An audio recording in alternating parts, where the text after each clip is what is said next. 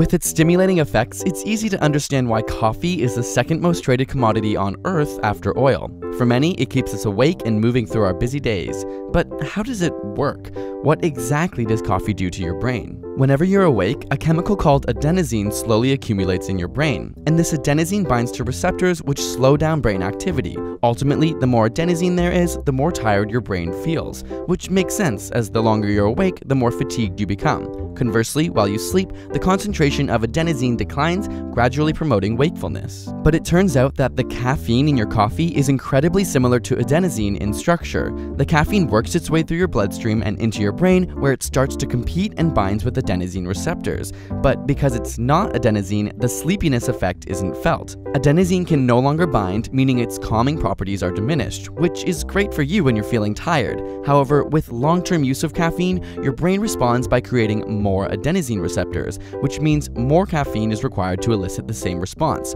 It also means that when you try to quit drinking coffee or miss your daily intake, you might experience some withdrawal symptoms and feel more tired than you would have before you ever drank coffee. But the caffeine doesn't stop there. It also stimulates the production of adrenaline, you know, the fight or flight hormone. This increases your heart rate, gets your blood pumping, and even opens up your airways. Furthermore, it affects dopamine levels by preventing its reabsorption in the brain, which makes you feel happy. In fact, this is the exact same thing that cocaine does, just to a lesser degree. It's a drug after all. This dopamine stimulation is also the aspect of coffee that makes it moderately addictive. So, can you drink too much coffee? It turns out there is a lethal dose of caffeine, which is somewhere around 150 milligrams of caffeine per kilogram of your body. This means if you weigh 70 kilograms, you would require 14,000 milligrams of caffeine to overdose. Put into perspective, an average cup of coffee contains roughly 150 milligrams of caffeine, meaning if you're 70 kilograms, approximately 70 cups of coffee would kill you. However, you'd have to drink those cups all at once, making it effectively impossible to overdose on caffeine from coffee, since you wouldn't be able to physically fit that much in your stomach.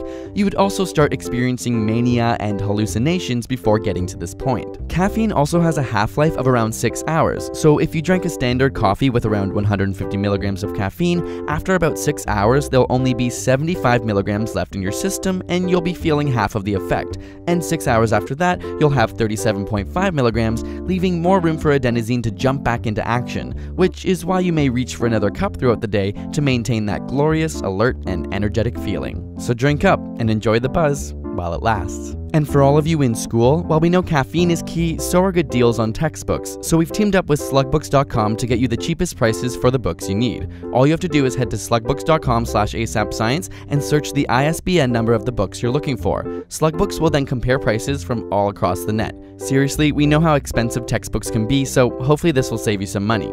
Got a burning question you want answered? Ask it in the comments or on Facebook and Twitter. And subscribe for more weekly science videos.